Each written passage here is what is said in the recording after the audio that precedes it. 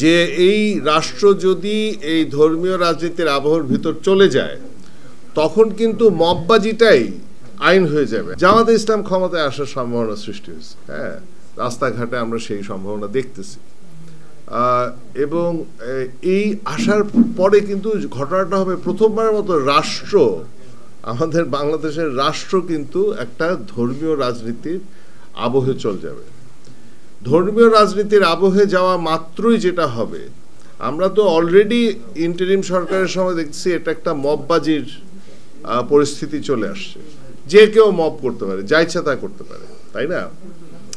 এখন আপনি চিন্তা করেন যে এই রাষ্ট্র যদি এই ধর্মীয় রাজনীতির আবহের ভিতর চলে যায় তখন কিন্তু মববাজিটাই আইন হয়ে যাবে। আমাদের মানে ঠিক বেঠিকের বিচার কিন্তু করবে যে কোনো মব।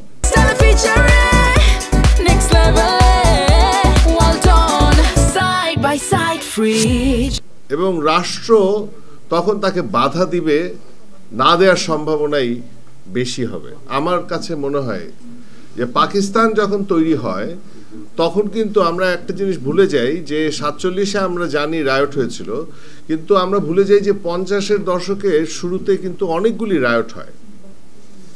সেটা আমাদের স্মৃতির থেকে, কালেকটিভ স্মৃতি থেকে আমরা হারায় ফেলছি, আমরা সেটার ব্যাপারে জানি না। এটার কারণ হচ্ছে যে মানে এটা একটা বিশ্লেষণ হচ্ছে যে আসলে যারা রায়টবাজ তারা বুঝতে পারে যে ফর দ্য ফার্স্ট টাইম রাষ্ট্র কিন্তু এখন ইসলামিক। তাইলে এখন যদি একটু হিন্দুদেরকে পিটাই তাইলে সম্ভবত আমার বিরুদ্ধে কেস হবে না, কারণ কদিন আগে তো হিন্দু প্রশাসন ছিল। সো বাংলাদেশ একটা ভয়ঙ্কর বিপদের ভিতরে আছে, যেখানে আমরা শেখ হাসিনার বিরুদ্ধে কিছু করতে পারতাম। শেখ হাসিনাকে লিগ্যাল পদ্ধতি দিয়েই আমাদেরকে থামাইতে হইতো। এখন কিন্তু আমাদের প্রয়োজন হচ্ছে লিগ্যাল পদ্ধতি উল্টা, যারা আপনার মববাজি করবে তাকে যদি না থামাইতে পারে তাহলে আমাদের গলা টিপে ফেলবে।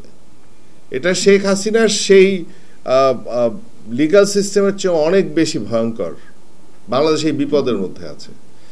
সুতরাং এখানে আইনি অবস্থান খুব গুরুত্বপূর্ণ, সবচেয়ে গুরুত্বপূর্ণ যে আইনটা যাতে প্রয়োগ হয়, এই যাতে কেউ গলা বন্ধ করতে না পারে।